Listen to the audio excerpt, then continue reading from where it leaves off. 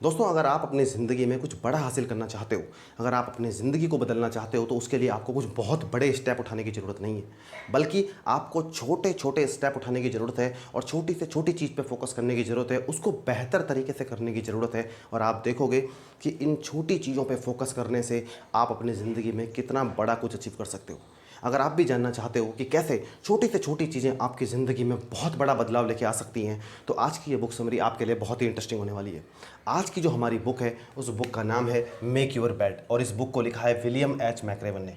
William H McRaven की बात करें तो उनको 37 साल का अनुभव है अमेरिकी नौसेना में काम करने का।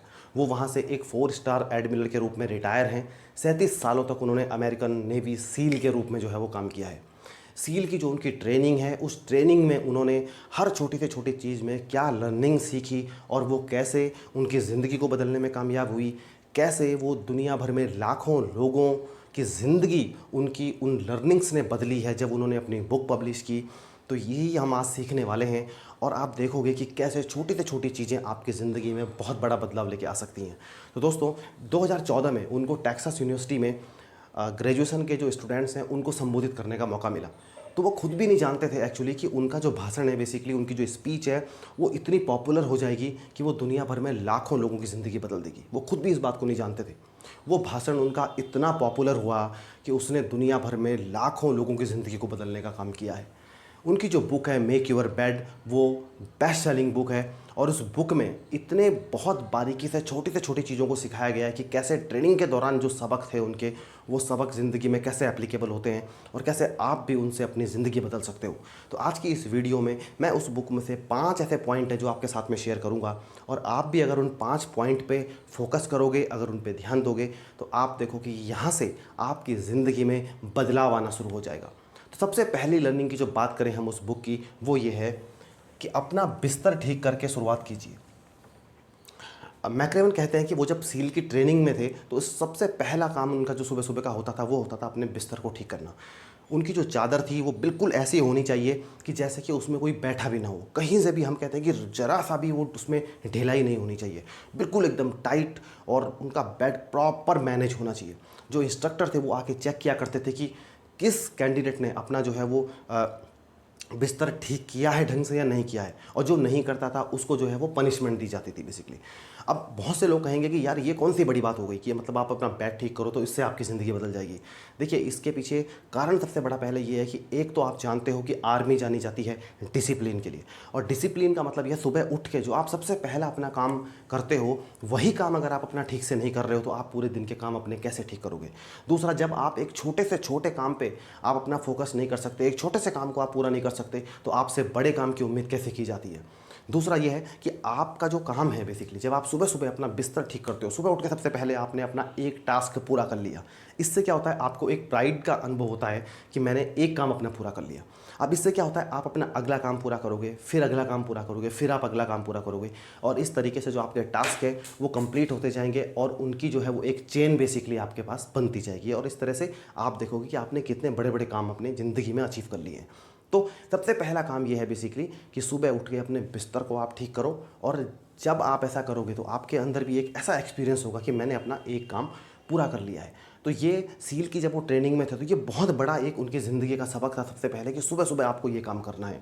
और डिसिप्लिन का मतलब क्या होता है, डिसिप्लिन बेसिकली वही चीज़ है कि जो काम ज़रूरी है वो काम आपको उस समय करना है, चाहे आपको वो पसंद हो या ना हो, वो आपको करना ही है। उसी का नाम बेसिकली डिसिप्लिन है। तो इसी चीज़ को जब लोगों ने अपनी ज़िंदगी में फॉलो किया तो उन्होंने देखा कि वो ज़िंदगी में बहुत कुछ हासिल करने में कामयाब हुए। दूसरे पॉइंट की बात करें तो दूसरा जो पॉइंट है वो है कि शुगर कुकी बनना छोड़ो और आगे बढ़ते रहो।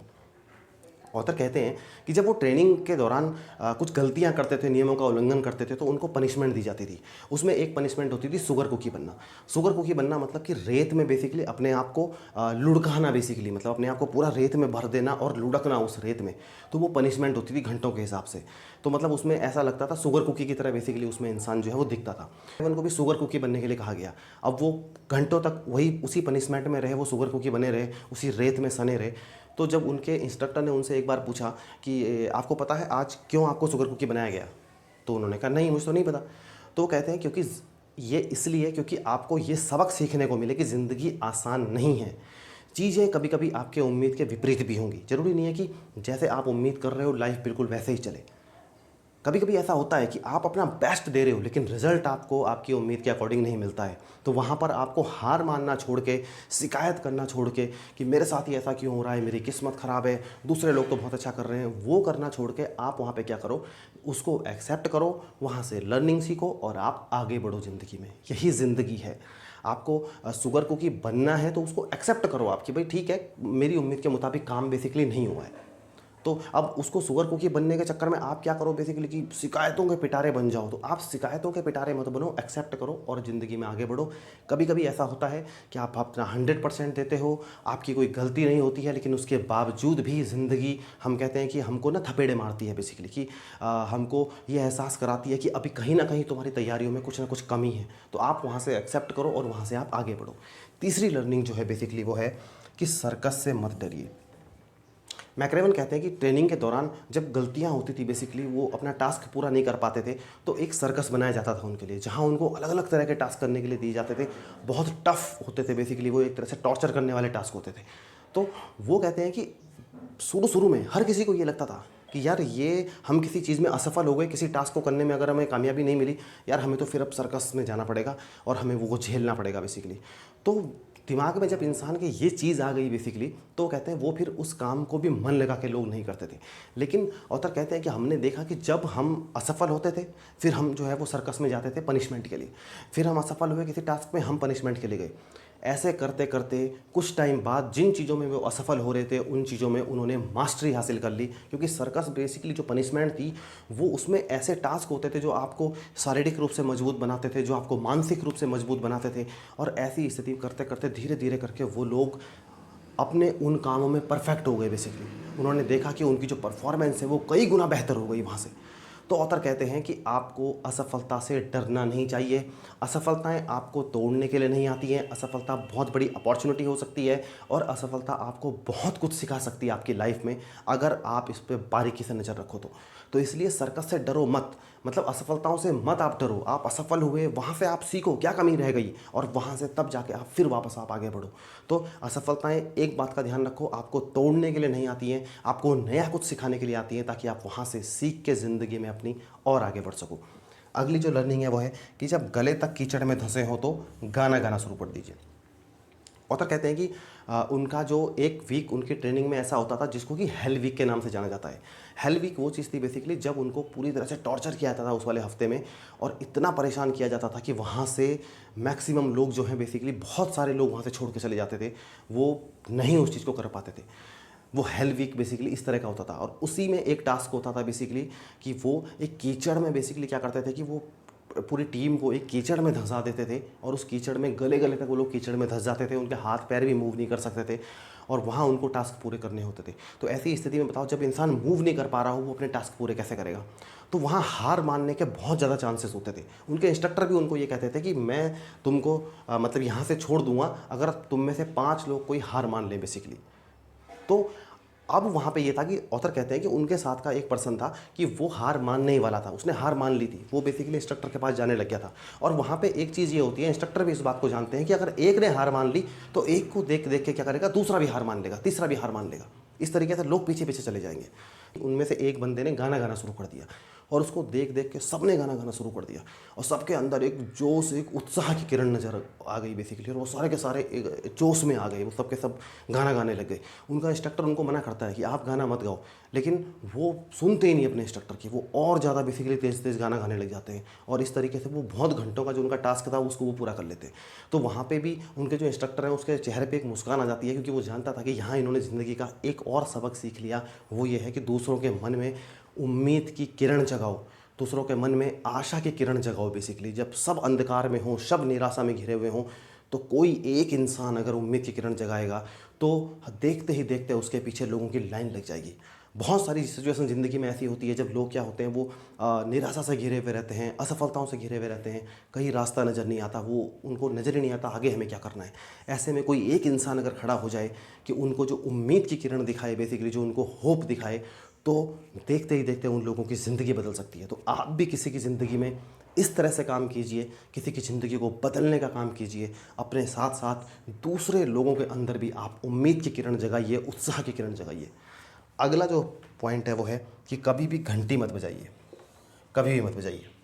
ऑथर कहते हैं कि जब वो ट्रेनिंग के लिए गए थे तो उनके जो इंस्ट्रक्टर थे उन्होंने उनसे कहा कि अगले बहुत से हफ्ते ऐसे होने वाले हैं कि जब हम आपको इतना परेशान करेंगे, इतना टॉर्चर करेंगे, आपको मानसिक रूप से, शारीरिक रूप से इतना टॉर्चर करेंगे कि आप में से, हमारी कोशिश रहेगी कि आप यहाँ टिको ही ना, आप में से मैक्सिमम लोग छोड़ के चले जाएं, क्योंकि हम यहाँ से बेस्ट सील को निकालना चाहते हैं। हम यहाँ से इस ट्रेनिंग के बाद जो बचेगा, इस ट्रेनिंग के बाद जो फाइनल ट्रेनिंग पूरी अपनी पूरी करेगा, वो एक बेस्ट सील होगा। बेसिकली हम ये चाहते हैं।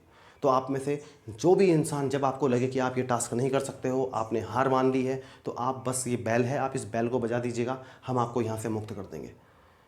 तो उसका उद्देश्य बेसिकली ये था कि आप ज़िंदगी में जो लर्निंग यहाँ से ऑथर ने सीखी, ऑथर कहते हैं कि यहाँ से मैंने सबसे बड़ी लर्निंग ये सीखी कि कभी भी हार मत मानो। बेसिकली अगर आपने हार मान ली तो आपको ज़िंदगी में फिर पछताना पड़ेगा कि काश मैंने ऐसा डिसीजन नहीं लिया होता। जब सील की ट्रेनिंग में बहुत सारे लोग वहाँ पे छोड़ देते हैं, वो घंटी बजा देते हैं कि हम हार मान गए, हम जा रहे हैं वापस, तो उस वाली जो सिचुएशन होती है वो बाद में ज़िंदगी में पछताते हैं कि काश हमने ऐसा ना किया होता। ऑथर कहते हैं कि अफ़गानिस्तान के युद्ध में एक बार उनको पता चलता है कि उनका एक सोल्जर बेसिकली बहुत गंभीर रूप से घायल हो गया। जब वो उससे मिलने हॉस्पिटल में गए तो उन्होंने देखा कि उसके दोनों पैर जो हैं बेसिकली वो काट दिए गए हैं। उनको रोना आ गया, और वो जब उनसे मिले, उस कैडेट से मिले जब अपने, तो उन्होंने देखा कि मतलब उसकी स्थिति बहुत ज़्यादा ख़राब थी।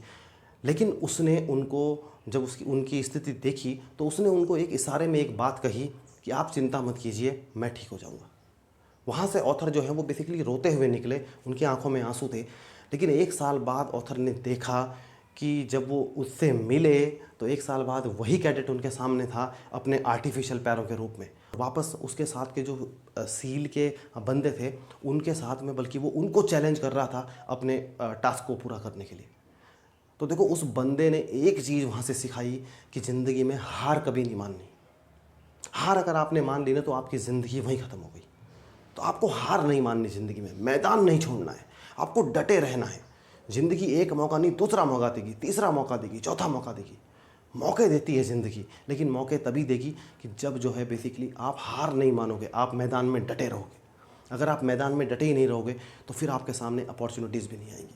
तो हार आपको नहीं माननी है, ये बहुत बड़ा सबक है बेसिकली। तो 5 पॉइंट मैंने आपके साथ में शेयर किए हैं। सबसे पहला पॉइंट ये है कि अपने दिन की शुरुआत जो है वो किसी काम को पूरा करके करो, मतलब कि अपना बिस्तर ठीक करके शुरुआत करो सुबह। दूसरा ये है कि अगर शुगर कुकी बनना छोड़ो और आगे बढ़ते रहो, मतलब ज़िंदगी आसान नहीं है, आगे बढ़ो बस खाली आप। तीसरा पॉइंट है कि सर्कस से मत डरो, असफलताएं आपको मजबूत बना सकती हैं। चौथा पॉइंट है कि जब गले तक कीचड़ में धंसे हो तो गाना गाना शुरू कर दीजिए। लोगों के मन में आशा जगाइए, उम्मीद जगाइए लोगों के मन में, अपने साथ साथ दूसरे लोगों की ज़िंदगी बेहतर बनाइए। और पांचवा है कि कभी भी घंटी मत बजाइए, कभी भी मत बजाइए, मतलब कि मैदान कभी मत छोड़िए, हार कभी मत मानिए। अगर आपने हार मान ली तो ज़िंदगी आपकी वहीं ख़त्म हो गई। आप अगर इस पॉइंट्स को अपनी ज़िंदगी में उतार लोगे तो आप देखोगे आपकी ज़िंदगी वहाँ से बेहतर बननी शुरू हो जाएगी।